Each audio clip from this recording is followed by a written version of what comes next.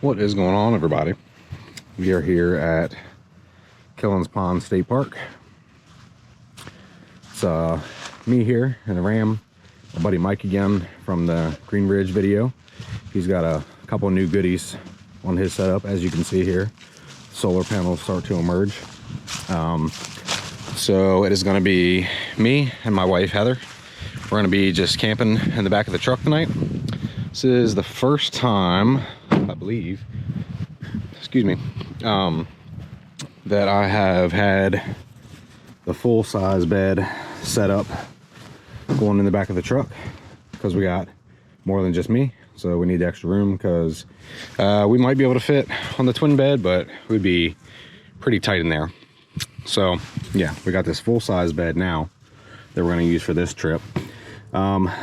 Should be interesting to see how this fares versus just the twin bed that just fit on one of these little tubs here, because obviously things aren't as easy to get to now, but we have a lot more space to play around up here. So probably the biggest thing for us tonight, I think it's supposed to get down to like 22 degrees, I believe is what Mike said. We are at an electric site, but gonna try not to really use anything beyond what the Blue Eddy can do for us. We'll see how that does. Again, this time, you guys know I've had some issues with that thing in the past, but never has let me down when I don't really need it, so it'll probably be just fine this trip. Seems like it only messes up when we're far away from home and I do need it. But yeah, so we have the biggest thing for us tonight that's gonna be different is there's gonna be no heat in here, which is fine for the majority of the year and the climate where we live. But like I said, it's supposed to go down like 22. So we'll see how that goes. Obviously we brought plenty of blankets. Got one, this is a sleeping bag, but we're probably gonna unfold that into a blanket. And then I got my Diamond Park, and then that right there in that blue bag is a mummy bag. I think it's rated for 0 degrees, or maybe 10 degrees, something like that. We got a couple other little blankets, and we got our pillows and everything. So hopefully, you know, we got the Reflectix on the windows, which they look like crap. I ordered some new Reflectix material that is black on one side. You can't really see it, but I tried to, the Reflectix, you could really see it like shining when the sun was on it, and you could see that there was like Reflectix up there, and I didn't know if it was like messing with other drivers or anything like that while I was driving and all. Plus it just looks better, like a lot more stealthy to be all blacked out.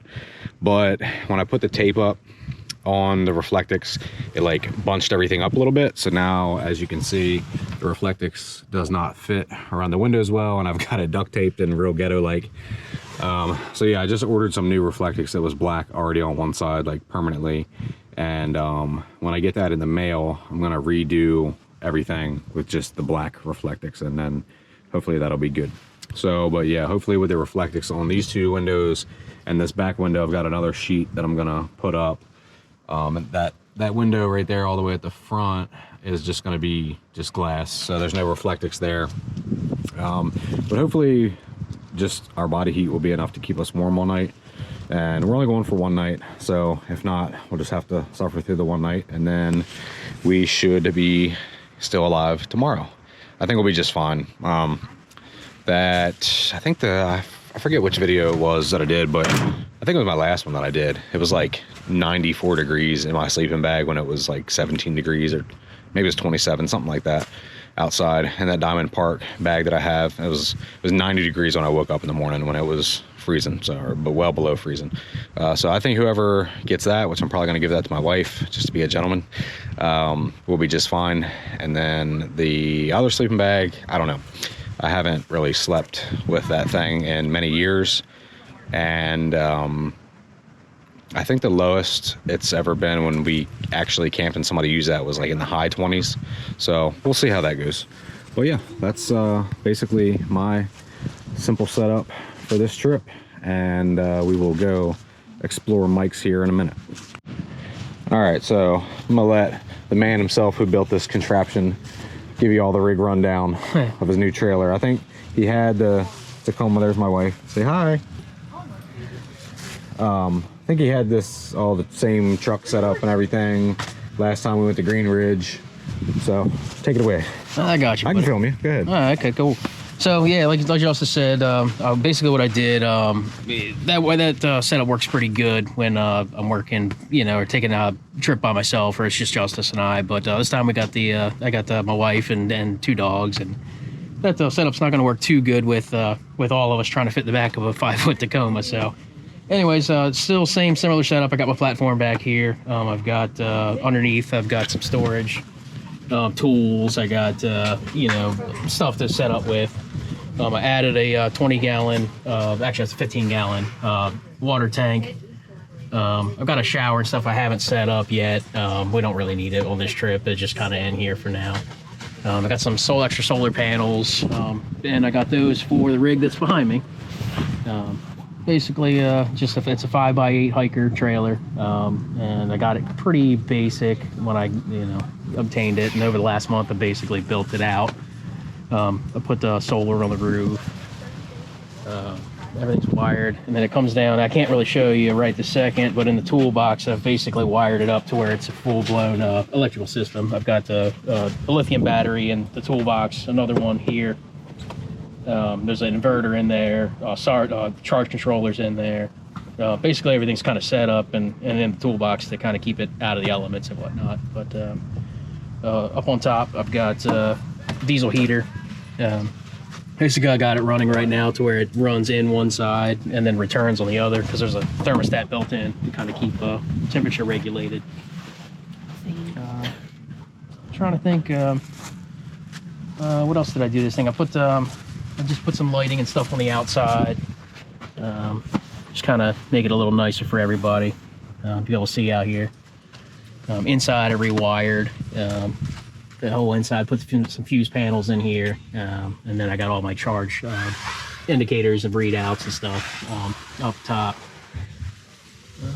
Put some fans in here, little things, try to make it nice. Of course, TV back there, keep the kids, I say kids, my dog's happy, myself, and the wife. Got some storage up top for clothes and whatnot, another little contraption over there for, lighters, other things that you might need while you're, camping. That's pretty much it. I put some racks up there so I can put some Bauer. I got some Bauer boxes from Harbor Freight. They'll attach up top. Got fuel. I've got two. They're 1.5 gallon jugs for one's for diesel for the heater, and then the other one's empty at the moment. But I'll probably stick mixed fuel for a chainsaw. Then I'm gonna throw in my top Pelican case on the truck. And then gotta show them the big boy Pelican. Yeah, so I picked that Pelican case. It's empty right now, but I plan on putting a chainsaw in there, just maybe tow ropes, recovery type stuff when we go out, like to places like Green Ridge if we need it. Or for Texas Chainsaw Massacres. Or massacres, it depends on how crazy you want to get. What's this thing? So this is actually a Gazelle G6. It is basically a gazebo. Screen and gazebo, it's all closed off right now because we're going to run some heat in a little bit, so it's going to get a little chilly in here. But these all come off all these sides, so it's screened all the way around. Yeah, it's screened all the way around. You can it unzips basically up, and then you can open up just the top half if you want to get a little bit of ventilation in there. Cool. But inside, I'm going to try to do this without letting my dogs out here. And walking in here, got the wife, we got Cedar. Hi, wife. Got Auto. Two Goldens. Cedar, buddy. Can you place for me for a minute? Good boy. Got heat in here. Please. Got the big grill, got the cooler, portable power station, seats and wife. She's like, no, I'm wanted by the law. Oh. Hey. I got okay. Come on, kids. Cut. All right, so I'm laying here, my beautiful wife, Heather. And we are in the truck. It was 38 degrees when we got in here. I think it's supposed to get down to like 22 tonight or something. But we did borrow, like I said, we're on an electric site. So we have like a little pedestal or something right outside of our truck. So Mike let me borrow one of his little electric heaters. So we've got that in here now. It's just going right out to that side. Probably turn it off when we go to sleep because there's like blankets and everything right here. I don't think the device itself is like hot, like the little grates on it. So there's like little grates. I don't think they're hot themselves, but I don't know. So it was 38 when we got in here, and now it is 57 degrees. So yeah, we are just kind of hanging out. Heather's tearing my truck apart. And we're gonna watch some Netflix on the cell phone, that's what it's called, and then just get some sleep. So, night night.